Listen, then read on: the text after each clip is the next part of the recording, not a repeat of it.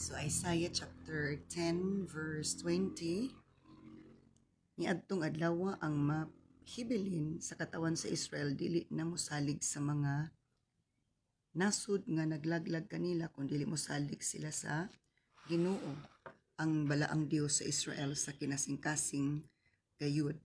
Mubalik ang nahibilin nga kaliwat ni Jacob ngadto sa makagagahom nga Dios.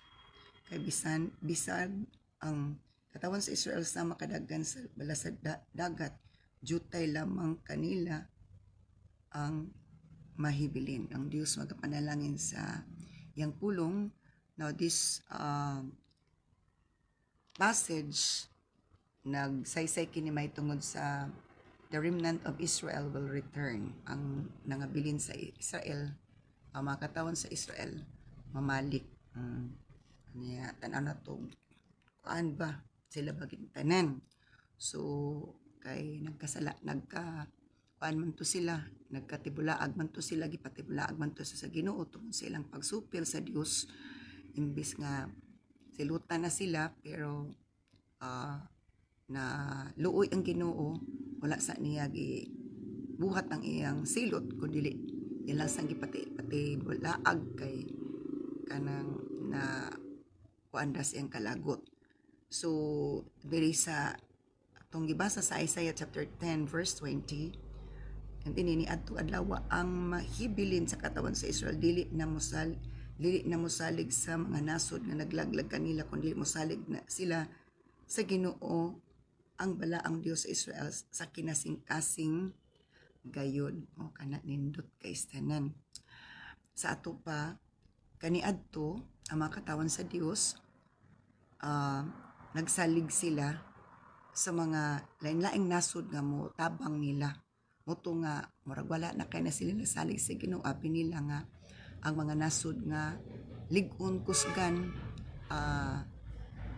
makatabang jud ayo nila.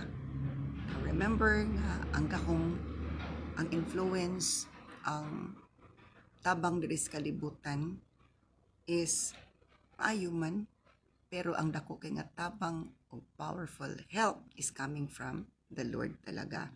So na saysay na diri na adjay adlaw nga diin ang nahibilin nga katawan sa Israel mo balik og salig sa Dios nga matinud-anon or kinasing-kasing sa English pa. In that day, the remnant left in Israel, the survivors in the house of Jacob, will no longer depend on allies who seek to destroy them, but they will faithfully trust the Lord, the Holy One of Israel. Sumuo na ang gusto ni Lord mahitabo nga ang atong pagsalig kaniya tibuok jud or tiunay jud or kinasing-kasing, fully trust unto Him.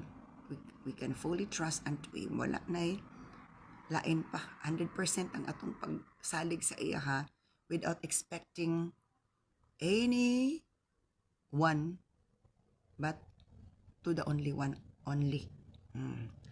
So isa mo balik ang nahibilin nga kaliwat ni Jacob ngadto sa makagagahom nga Dios. So gitakda na nga ang panahon, ang adlaw nga mobalik gid sila sa Dios. Dili na sila mo palayo, di na sila mo likay sa Ginoo, but mobalik sila sa Ginoo. And this is part of God's love and mercy and grace tungod sa iyang saad sa iyang alagad nga si Abraham, Isaac, and Jacob, and also to David. So matod pa diri nga naadyo kay mo balik. So that is why we cannot able to judge how unsa ka daotan, unsa ka buluyagon ang tao, ang kaliwatan, because according to the Bible na ana gitakda nga panahon nga sila makabalik sa Ginoo. So usahay tungod lagi sa tong makita no nga murag luyagon jud kay sanan, murag imposible na jud ka maka-realize nga makabalik sa Ginoo. So dali din ta ka judge nga marag malabo na gini mo balik sa Ginoo. So ang uban murag ingan na gid pud pero katong naapay kasing-kasing hinulsulon is makabalik kayo. Kung wala tay kasing-kasing hinulsulon, di man jud ta kabalik sa Ginoo. Dili man dawaton ni Lord ang tao nga dili mahinulsulon ang atong ang doorway ana nga dawaton ta sa Ginoo ang atong pag hinulsul sa atong mga sala ug buot tang mabalik sa Ginoo ang mobiya na sa atong sala. Okay, so balik ko na ko sa verse 21. Mubalik ka na hibilin ka kaliwat ni Jake or Jacob ngadto sa makagagakom. In English, a remnant will return. Yes, the remnant of Jacob will return to the mighty God. Okay, verse 22. Kay bisag ang katawan sa Israel sama kadaghan sa balas sa dagat, diutay lamang kanila ang mahibilin. Itakda na ang makatarunganon nga kalaglagan nga angay sa ilang pagkadaotan. Okay, kini nga verse. Dakan medyo kay sila kay nisanay man sila kay wala may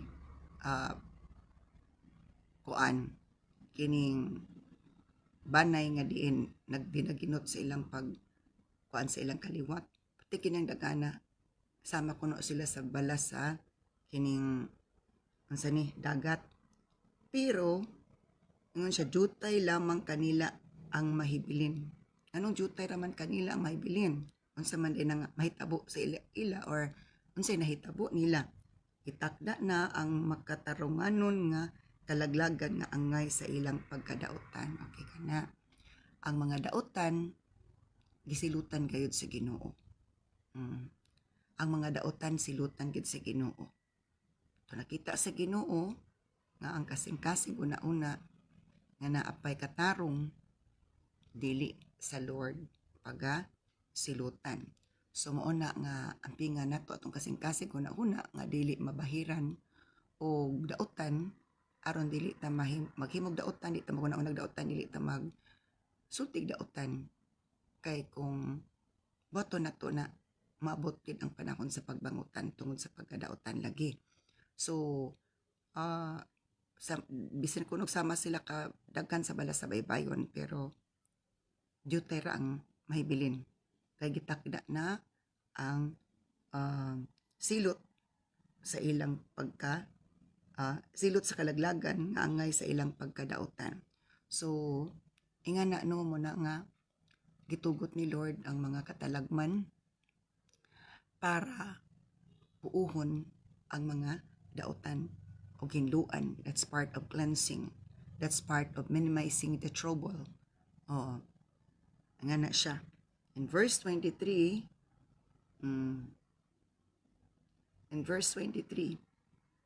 kay ang Ginoong Dios nga labing gamhanan, maoy mo pakamtang ni ini sumala sa iyang hukom nga gipahibalo na sa tibuok kalibutan. Okay. Ingon si Lord nga nigamay na lang ang nibalik kay matay na kay gitakda na jud ang ilang silot sa kalaglagan ug matud pa kay Ginoong Dios nga labing gamanan maoy mo pahamtang niini siya gid ang mosilot. Mopahamtang niini sumala sa iyang hukom nga gipahibalo na sa tibuok kalibutan. So wala na lilong ang plano sa Ginoo. Wala na lilong ang kondisyon ni Lord nga kung mutuman mo sa akong mga kasuguan, wala manggoy pagbangutan, walay katalagman, walay pagbangutan. Apan kung dili mutuman, adunay katalagman, kay adunay may katalagman, adunay pagbangutan. So kana nga pamaagi expected na ang mga daotan mao joy mahimong mahanaw panahon sa pagsilot sa Ginoo sa kalaglagan nga panahon. Okay. And then in verse 24, busa nag-ingon ang Ginoong Dios nga labing gamanan, o katawan ko nga nagpuyo sa Sion, ayaw kadlok sa taga-Assyria bisag daog-daogon kamo nila sa gibuhat sa mga Ehiptohanon kaninyo. So mo ni siya ang kasidaan sa Dios sa katawan sa Ginoo pinaagi ni propeta Isaiah kay kining para nga makabaton pud sila og comfort nga o katawan ko nga nagpuyo sa sin ayaw kadlok sa taga-Assyria bisag daog-daogon ka mo nila sama sa gibuhat sa mga ito Ehiptohanon kaninyo. So sa ato pa ay agwantahan lang ang ilang kabangis, ang ilang ka-istrikto, ang ilang pagkadautan agwantahan lang. O kay mawala gina part man na sa ilang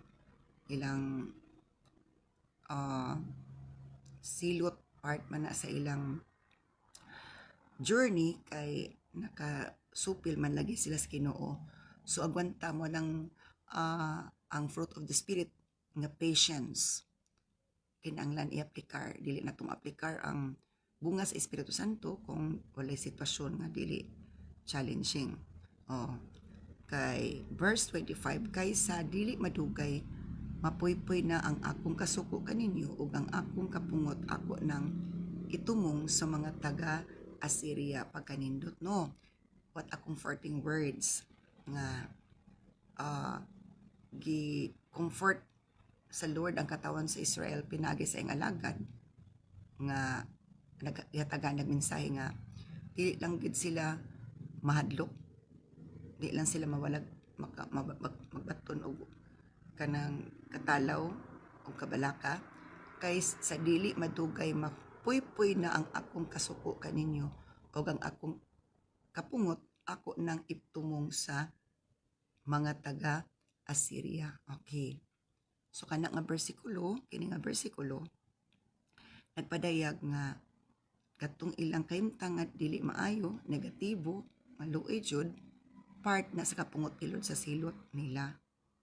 Pero ang comforting words, hapit na daw siya mahuman sa iyang kapungot, hapit na mo apuy-puy ang iyang kapungot.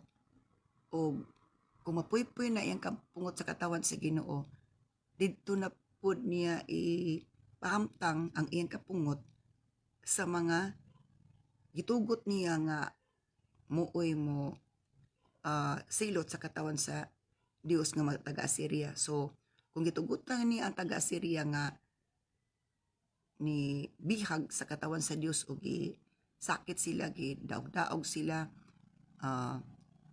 kung mahuman na ang kapungot sa Ginoo ngadto sa taga-Assyria na pod ang kapungot sa Ginoo iyang ipahamtang.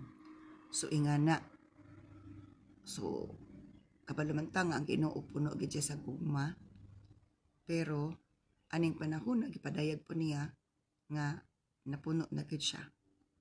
Napuno na gid ang Ginoo og ang iyang kapungot iyang gibubo og dili siya muundang sa iyang kapungot kung wala pa na wasi siya sa iyang kapungot. So ang kapungot si Lord ipaagi niya sa itugot niya ang kontra nga mo sulong sa katawan sa Dios, ang kaaway, ang tugutan nga mabawaan na to nga ang Diyos na pungot na to kay ang kaaway tugutan niya nga makikaway sa iyang katawan o may mong makaluluoy ang katawan. Okay, that's part of God's judgment. So kining anak nga sitwasyon kung atong nasabtan bisag unsaon na to og pray, labi na sa pagsugod pa nga Lord stop it, dili mo take effect ang atong prayer kay that's part of the judgment of the Lord or hukom sa Ginoo or kapungot sa Ginoo. Pag human na sa iyang kapungot o sigon sa natakda niya nga mga panahon sa pagsilot, paghukom sa katawan, ana padayon. Okay, for example, adtong kang David nga ipapili man siya sa Ginoo siyang silot sa pagsupak sa Ginoo, pagpakasala man sa Ginoo. So kining moto nga gipili ni David ang pinaka sayon, pero nagkaamong siya og mga katawhan sa Dios nga daghan nga matay. So bisan pag mag-ampo nga kining mahunong na ang kapungot sa Ginoo, labi na sa first day of judgment, kung maabot siya 3 days nga judgment or months baka nga judgment, niya for example 5 months nga judgment, niya mag-ampo ta sa first month nga maundang na dili pag siya maundang kay 5 months man ang judgment. So kung mag-ampo ta dito sa 4 months kapin, ngayon ta duol na gid atong kaingon siya nga kining dali ra gito ba itong pag-ampo, pero dito ta magsugod sa first month mag-ampog sugod para sa kaumanan sa ilang kuan kaintang dili jud. So muna nga na ay mga panahon nga ingon ta nganong dugay man kitubag ni Lord ang atong pag-ampo, because na ay timetable si Lord kanus aniya humanon ang iyang kasuko, ng kapungot ang isilot. So ingon ini verse 25, balik ko na ko sa Isaiah chapter 10 verse 25, kaysa dili madugay mapuypuy na ang akong kasuko kaninyo o ang akong kapungot ako nang itumong sa mga taga Assyria. So kung maulian na si Lord, maundang humana sa isang kalagot, puypuy na siya, maundang na siya og silot, ug ang iyang silutan katunod pong kaaway nga iyang gamit para magsilot siya katawan. So mabali sa ato pa yung mabali ang hangin. In verse 26 sa Isaiah chapter 10, ug kastiguhon ko sila sama sa gibuhat ko sa taga Midian didto sa bato sa Oreb, ug bakyawon ko ang akong bunal ibabaw sa taga dagat sama sa gibuhat ko didto sa Ehipto. So gisaysay na unsa ang buhaton sa Ginoo kung masuko pod siya ngadto sa katawhan o sa mga kaaway sa katawan si Ginoo.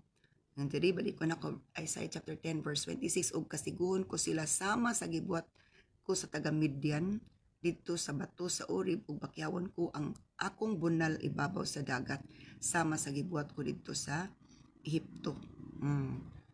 Kadungto tong bunal katong kuan kining ang bunal ni or tungkod ni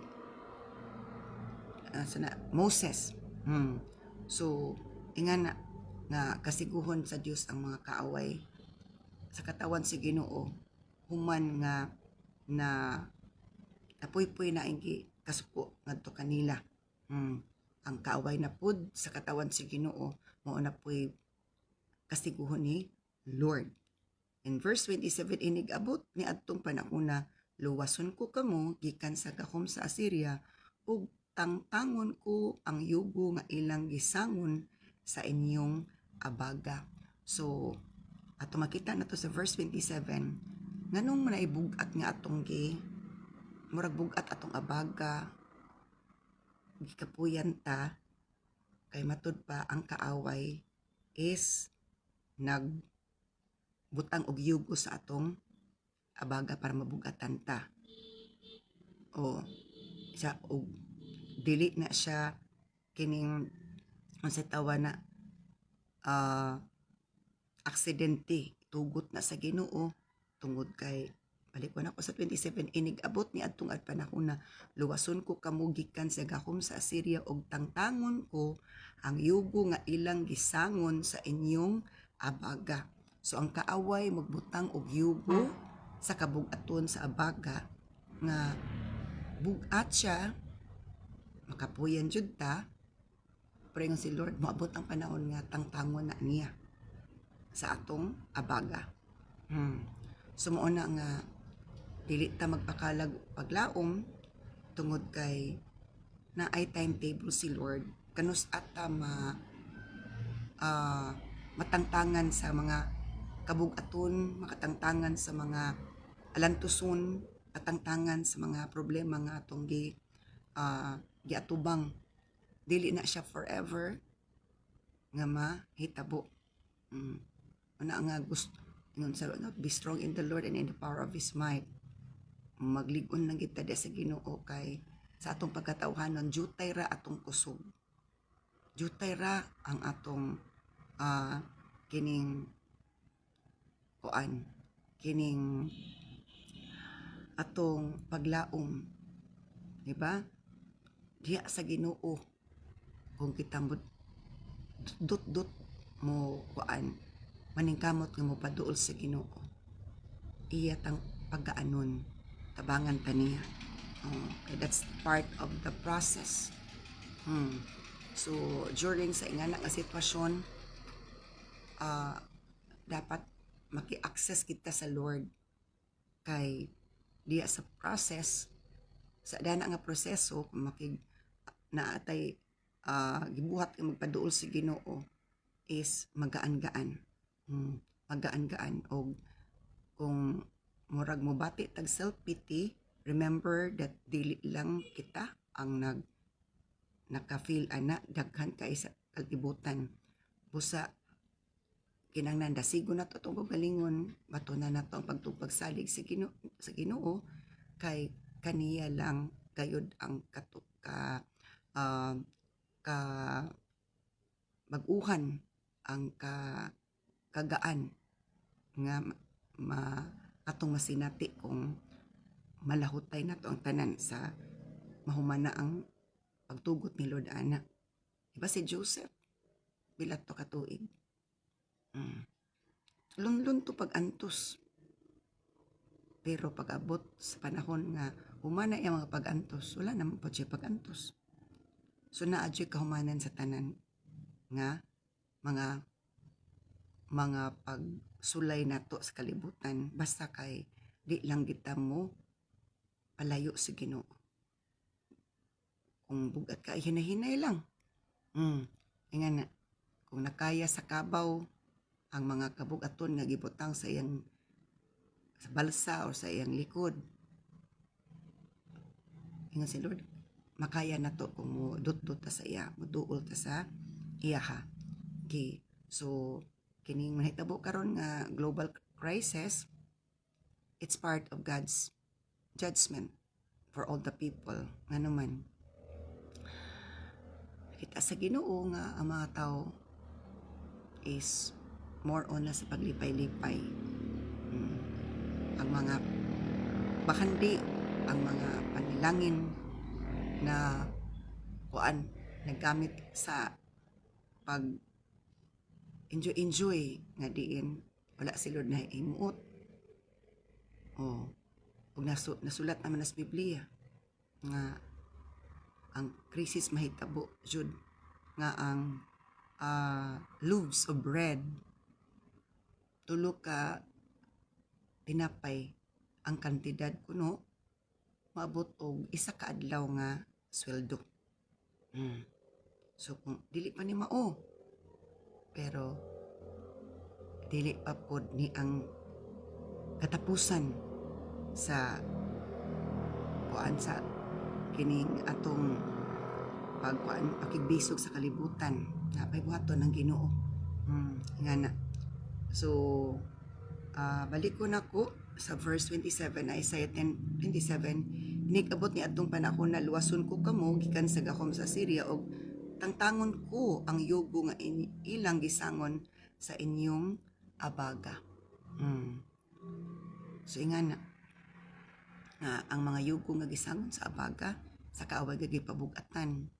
Kabugat jud kaayo na isay wala ta na ulipon sa kaaway, pero atong gipas-an ang kabugaton sa problema sa atong pamilya nga nagpabugat sa atoa. Pero ang comforting words is ingani, maana lang kita nagpas-an sa yugo kaysa kita ang pas-anonon. Diba? Maana lang kita ang gapas-an kaysa kita ang palas-unon na pod. So ingana siya. nga kuan. In verse 28, mitungas ang mga kaaway gikan sa Rimnon ug miadto sa AI. Miagi sila sa Migron ug itipigan nila ang ilang kabtangan didto sa Mekmas. So itungas na kun ang mga kaaway gikan sa Rimnon ug miadto sa AI, gisaysay asa ang unsay ruta, unsay agian sa mga kaaway nila.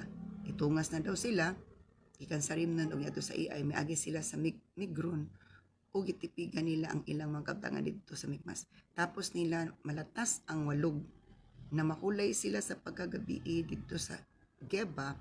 Nangadlok ang mga taga-Rama ug nangagiyo ang katawan sa Gibya, ang lungsod ni Sul. So gipadayag ni Lord kang Isaiah unsa nay journey ang ilang pagkuan latas mga kaaway sa ilang mga aksyon, sa ilang mga steps nila. So isugod sila og kuan, sugod na sila og lakaw para nga makuan ipaamtang na po nila ilang rule. In verse 30, tuaw o katawan sa Galim, pamati o katawan sa Elisa, tubag o katawan sa Anatot. Okay, so paingon naman ang mga nagpaktas naman, mitungas naman ang mga kaaway. So nag-warning na nga tuaw o katawan sa Galim, pamati o katawan sa Elisa, tubag o katawan sa mikagiw ang mga lumulupyo sa Madmena o sa Hibim aron paglikay sa kadaot. So ingani no nga panahon nga itugot ni Lord ang kaaway, makalilisang gid siya kay kung mosulong sila, syempre pwede mo sukol or pwede mo kalagyo. So ano panahon na nilikay sila ug matud pa mikalagyo sila, milikay sila. Karong adlaw ana muhunong ang mga kaaway sa lungsod sa Nob ug iwarawara nila ang ilang kumo batok sa bungtod sa Sion, ang syudad sa Jerusalem. So isa-isay na unsa mitabo sa maong adlaw. Muhunong ang mga kaaway sa lungsod sa Nob, dito tukon muhunong sa Nob. So ang information is hatag na ni Lord. Asa sila paingon unsa ilang ruta. Iwarawara daw nila ang ilang kumo batok sa bungtod sa Sion, ang syudad sa Jerusalem. Ingana sila ka mga tampalasan. Murag makalilisan gid iwarawara ilang kumo kuno. Iwarawara nila ilang kumo atud pa. But look, the Lord of heaven's armies will chop down the mighty tree. 33. Will chop down the mighty tree of Assyria with great power. He will cut down the proud. That lofty tree will be brought down. So, sa muanhi ang Ginoo nga labing gamanan ug bungguon niya ang mga sanga sa kakahuyan. Pinaagi sa makalilisang niyang gahom. Mga bunggo ug mga pukan gayud ang mga kahoyng habog. So katong mapahitason, katong kahoyng habog pasabot ani ang katawan sa Assyria nga ambugiro na kahoyng habog, nagkuan sila ilang ila sa katawan nga sila mga tagas na kusga na habog na kay sila, unreachable na, murag ingana di na matugkad, dili na mabangbang. Pero ingon ni Lord, siya ang mo hukom nila. Siya mo bunggo matud pa kining iyang pagpukanon. Si Lord mo pukan sa ilang pagkatag-as, sa ilang pagkamapahitason.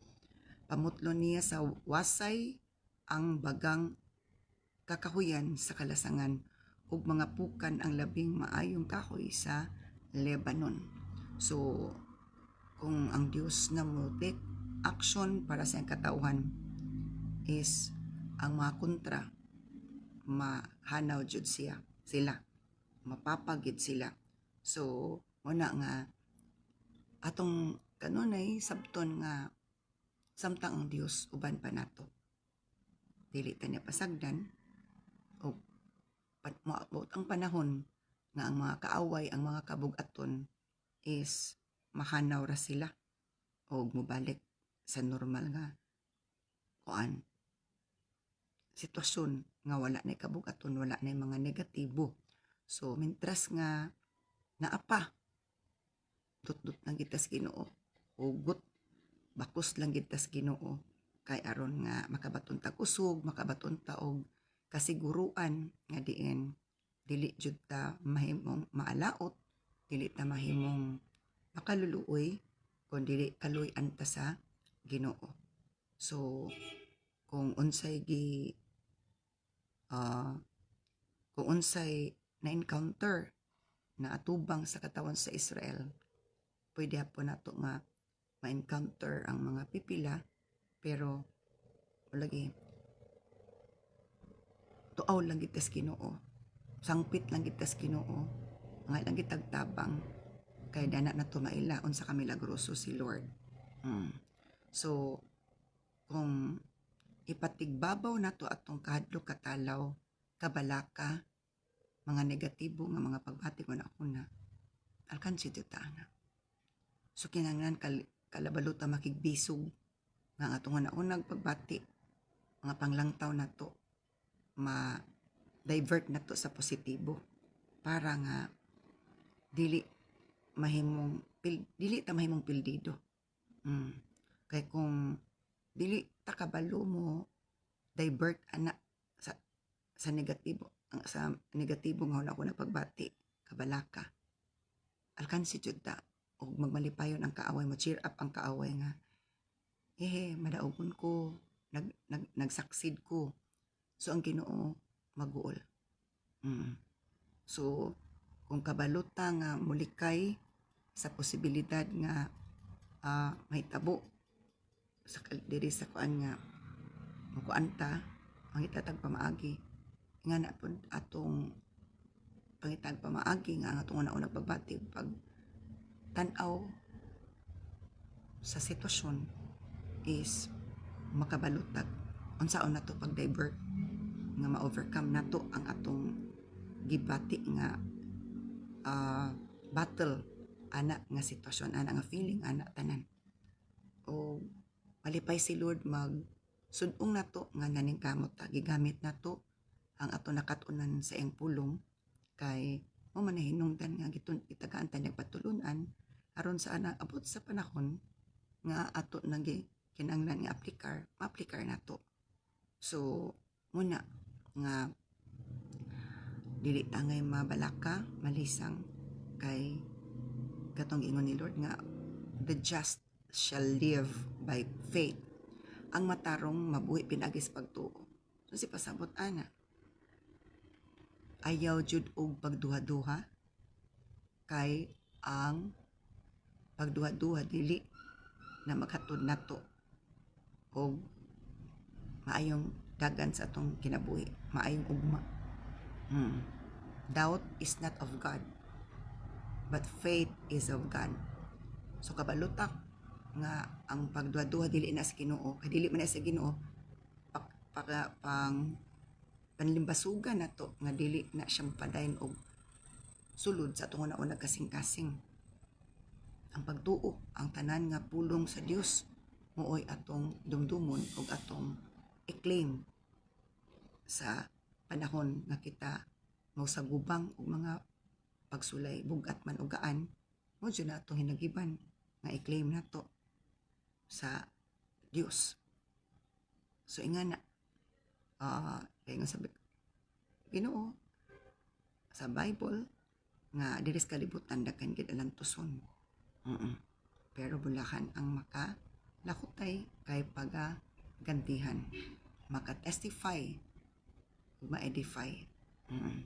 So ang Dios magapanalangin natong tanan kini nga passage nga atong gibasa sa Isaiah chapter 10 verse 20 paingon sa 34, may tungod sa pagpauli sa nahibilin nga makatawan sa Israel, o gamay ra gyud ang namalik. Nga bisan kuno sama sila sa balas sa kadagatan, pero gamay ra gyud ang namalik, kay gamay ra man ang nakabaton o kasing-kasing mahinulsulon, nakabaton o kasing-kasing nga malahotayon, nakabaton o kasing-kasing nga masaligos sa Ginoo, naka-realize nga wala gid tay mahimo kung dili ta mobalik sa Ginoo. So ingana, we have to be humble enough, mature enough when we are tested by the Lord. So thank you for watching sa kuan Pastor Bet ug si Juliet ug sa matag usa nga nagatanaw. So we will pray. Father God, thank you so much sa imong pulong na nagpadayag nga diin ikaw masuko gayud sa mga tao nga diin sa mga katawan nga diin nisupak nimo ang imong gusto nga mahimo kaming safety, mahimo kami madaogon apan kung masupak ang mga katawan, itugot nimo ang kaaway nga diin mubihag ug maghatag ulrikad og dili maayo, apan bulakan kadtong nilakutay, bulakan kadtong wala nakadlok sa mga kaaway, panilaom sa Ginoo nga diin ang Dios na ipagabuhaton. Ang Dios atong gialagaran, the same yesterday, today, and forever. He can always make a way when there seems to be no way. In Jesus' mighty name we pray. Amen. So thank you for watching. God bless us all together, and let's prepare for the prayer and prepare for the worship service today sa kuan. A blessing dito everyone. Magkita-kita ta sa balay sa Ginoo nga malipayon, madasigon, madaugon. God bless.